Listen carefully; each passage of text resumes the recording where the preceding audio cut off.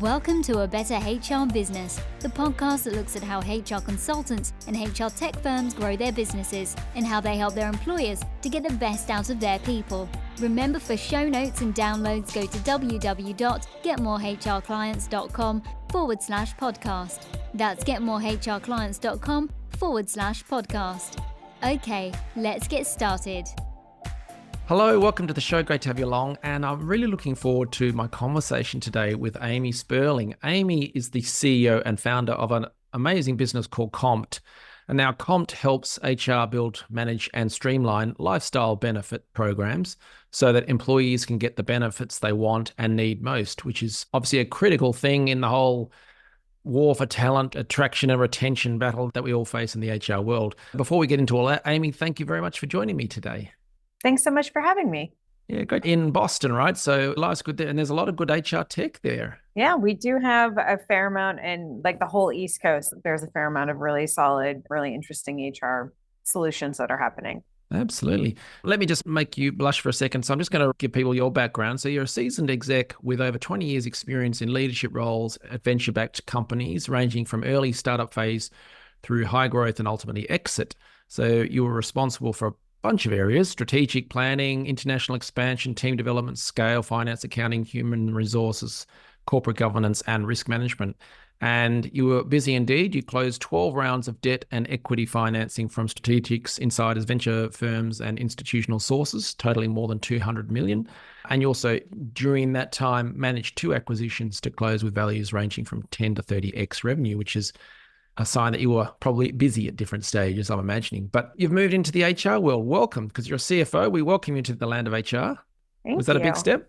All of my prior companies, I managed both finance and HR, and I have much more of a people operations slant than I had an accounting slant. I'm more finance than accounting. So it was actually a lot more comfortable moving into this, where you can find ways to say yes rather than always saying no, which was very frustrating. Yeah. One of my most favorite projects I did in HR, there was an underperforming business. So my boss sent me around Europe. I mean, what a cool job as a young single guy, just travel around Europe. But we're trying to go around and improve systems, processes, management of people, but also understanding cost, cash flow, the P&L and stuff. So I went around with the CFO of that business for a little bit, and we were educating all the different business units. And we had a fun activity where we said, all right, we've taught you this stuff about cash flow and P&L is what they mean. Now you have to teach it back to us, but in a fun way. So we had people doing rap songs, game shows, explaining cash flow and P&L statements. Fun. I know, it was really good. And I love really that. sunk in. Yeah. So I think you can have fun with it. So yeah, what exactly is Compt and how are you helping employers? So we sit in the piece of compensation that is, you've got competitive salaries. Everybody Googles for what their salary range should be. You've got some sort of insurance benefits in the US, health insurance. In other countries, you don't need them because you have healthcare. How delightful for you. Please tell me more.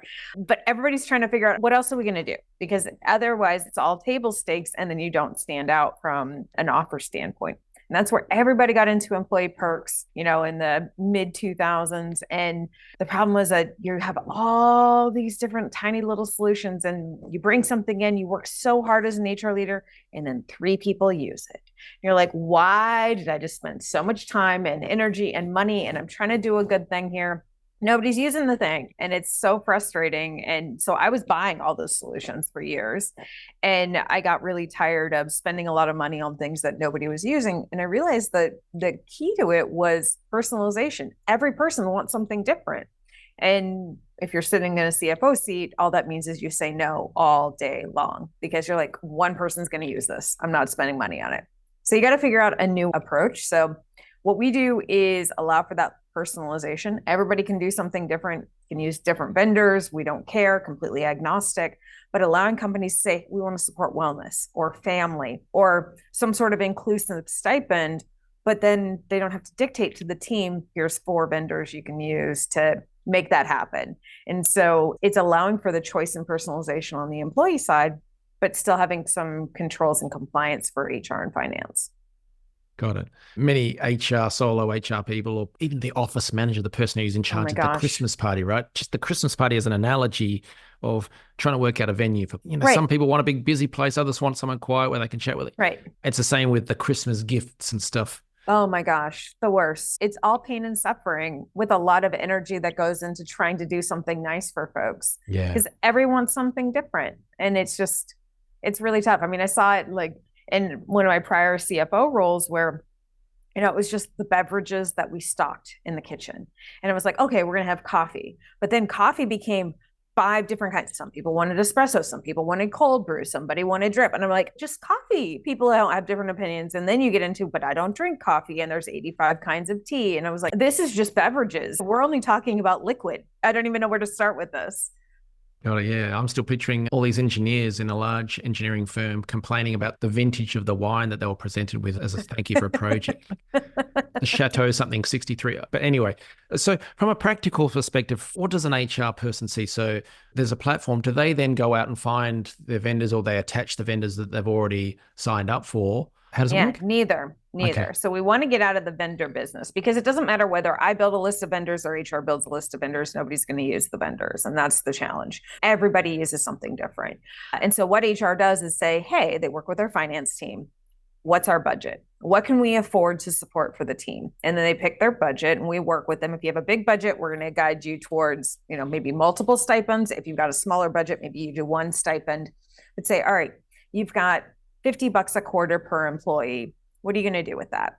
And so with that, you say, I want to support wellness, or like, what outcomes are you trying to drive within the team? And then the employees get notified, and then the employees use it and they get reimbursed through payroll, because some of this is taxable, some isn't. You got to manage that.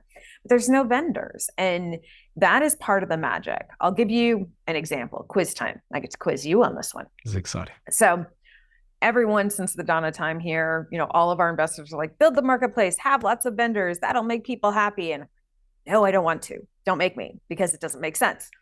Finally got the data. We went and took a couple of years ago a cohort of folks that we watched for 12 months and said, all right, 8,700 people. We had over 90% utilization. Over 90% of these folks use their stipends, which just doesn't happen in employee benefits. And said, all right, how many different unique vendors can 8,700, like, what are they using? Because we're not telling them what to use. They're just going out and doing their own thing. Guess how many different vendors they used in a 12-month period? 10. 27,000. Like, you cannot build a marketplace. And so if you want to get high utilization, you have to allow for personalization. And there's no way you're going to get 3 vendors for every single person and then change them on a repeating basis. Like, you're never going to be able to read people's minds, nor should you have to. The point is, let employees drive what matters to them, use it where it matters to them, and they're going to be more engaged. And so do it the easy way. So give us a couple of examples of what benefits someone might grab. And then secondly, I don't know why I always choose on Mary from accounts, but let's grab Mary from accounts. How would she actually use it? Depends on what Mary wants and what stage of life Mary is in. So let's say it was a wellness stipend, just for argument's sake. She could use it depending on, company rules, of course, but could use it for local yoga instructor or personal trainer. Maybe she doesn't want to do either of those things. Maybe she wants running shoes. Maybe she's using it for a mental health app, or to, go do telemedicine, or, a private coach that she wanted to use. But she gets to determine that. She's probably got a provider she's already working with for her personal wellness journey. This gives the company a way to support something she is already doing, rather than saying, hey, not only do we want to support something, we're going to tell you how wellness should work for you. That doesn't make any sense. I'm a grown-up. I don't need you to tell me I have to go to the gym. I don't want to. You can't make me. But I want to go for a walk. And so walking shoes are fantastic for me. And so it's allowing people to have that autonomy, but within a sandbox that HR can get comfortable with. And then, so if she wants the shoes, what does she do next? She goes and buys them, takes a picture of a receipt, uploads it into the platform, and then gets reimbursed through her payroll provider. Part of that is our automation of the taxation. Some things are taxable, some are not. And that needs to be managed. And that's different in different countries as well. And so our platform works globally as well. And would you categorize that spending in different ways, or have they got the options to do that?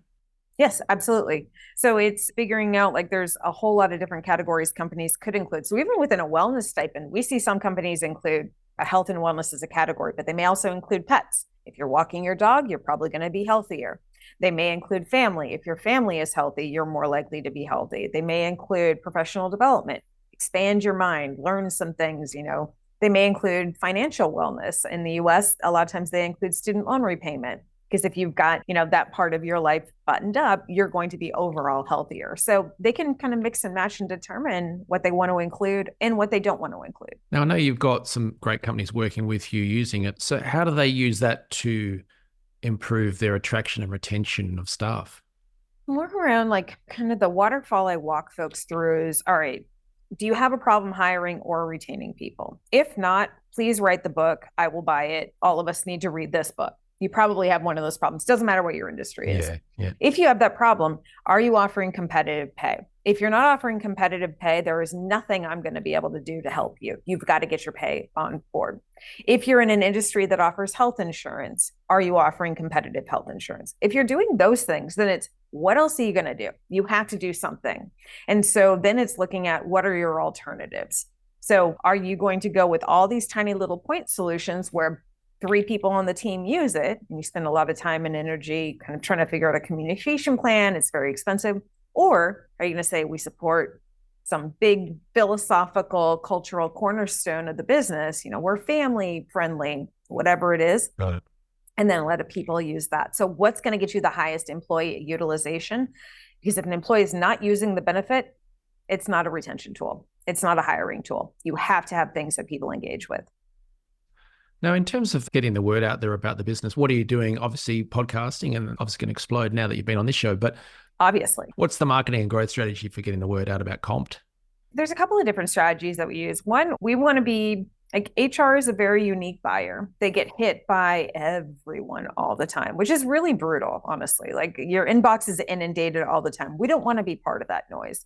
What we want is, we know that HR, everything is always on fire.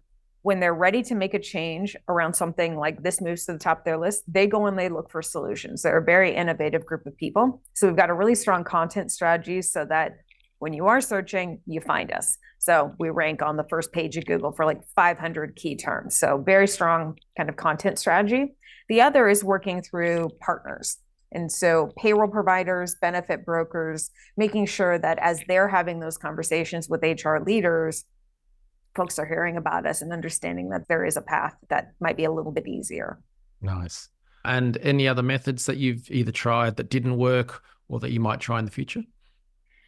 Plenty we've tried that didn't work. Conferences are a challenge. Conference strategy, like, you either need to be a very big, very large company. It's a branding exercise, but attending conferences in the hopes of finding leads, I think, is very tough. Honestly, the attendees want the content. They don't want vendors poking at them, which I get when I go to conferences too. It's like, well, they want the free stuff that's on your stand. Or they want the free stuff. And the free stuff, I have an entire blog post on that where I'm like, enough things for the landfill. I'm over all the swag. Like, I don't need another plastic water bottle, thanks. And so there is some of that. But that's not a real lead. That's just somebody who wanted the free whatever. Conferences, I think, are a challenging strategy if you're trying to drive leads. It can be good for awareness, but not for leads. And so that certainly is not our strong suit or our kind of game plan.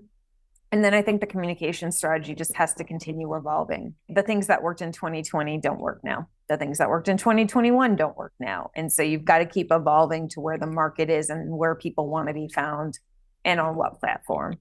Just before I move away from the SEO, I think that's a great strategy. Ranking for 500 keywords, very smart. Just as a side note, do you see any risk with that, with the whole rise of ChatGPT and maybe people avoiding Google? I mean, SEO has definitely been tipped on its head with all the AI that is coming in. But the way the algorithm works is, if you're using AI to generate all this stuff, you're going to get penalized. We don't do that. So it's not that we don't use AI in how we work on a day-to-day basis, but we're not cranking out 8,000 pieces of content a day, using ChatGPT and flooding the market, because that ultimately just creates noise and we don't want to be part of noise. Yeah. So with the content, you've got great articles and stuff, but you've also produced the lifestyle benefit benchmarking report, which is excellent. So there's data in there from real companies across a variety of industries that have shifted to personalized lifestyle spending accounts and impact of employee stipends on employee appreciation and stuff. What are the sort of the standout highlights from that report, and how are you finding people in terms of once they've looked at it, what's their feedback from that report? It's been really interesting. There's been some new trends. In one, you can clearly see the impact of personalization. Like last year, over 70,000 different merchants were used via our platform. Like personalization is how you get to really high utilization by a team. And so that's been interesting to see. That's been growing and growing year over year. So that's been really interesting. It's also the geographical differences has been fascinating. So in the US in particular, you see the coasts spend a lot of money. This is where tech hubs are. That's going to drive those numbers. We've seen the South catch up as more companies, tech companies in particular, kind of move to those areas, but that's also driving the other businesses in the area. Only about 40% of our customer base is tech companies. 60% is in all kinds of other industries. And so we're seeing where the South has kind of come up and is mirroring the coast. And the Midwest is kind of next on the docket. They're spending a lot less because it's more of a new concept. And so they're using it, but they're using it with a smaller budget, which has been interesting. That's really interesting. Yeah, so it's an excellent report. So for people listening to this, I would definitely recommend checking out that one. That's the Lifestyle Benefit Benchmarking Report. So for people who are either wanting to use Compt as customers or might partner up and get the word out, maybe as brokers, benefits brokers, consultants, what should they do next? Depending on what they're looking for, our website has different places so they can get to the right person. So compt.io, or they can obviously reach out to me as well, amy@compt.io. Excellent. Okay, we'll have those links in the show notes. And just finally, for people listening to this who might be running either a consultancy or an HR tech company, and across the spectrum of HR, so that's diversity, inclusion, learning development, employee engagement, etc. You mentioned about trying to reach HR, they're bombarded.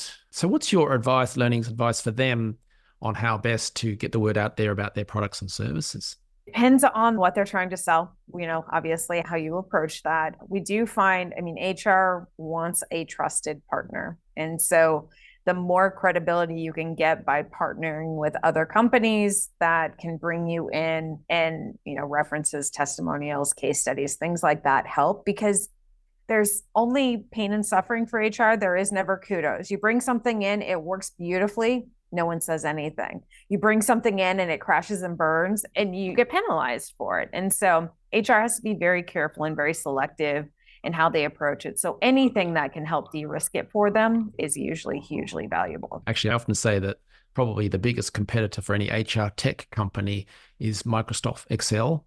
Yeah, it is. It's Excel, or it's just doing nothing. Like we saw our customer base start ramping up and growing significantly with COVID in particular, because everybody had to move away from point solutions. And so paying for the local gym no longer worked because everybody was home and it was nowhere near this gym that wasn't even open anymore. So market conditions dictate what's going to rise to the top a lot of times in different industries. Well, I think it's wonderful what you're doing, and it's great to see such success in your business and the way it's going and developing.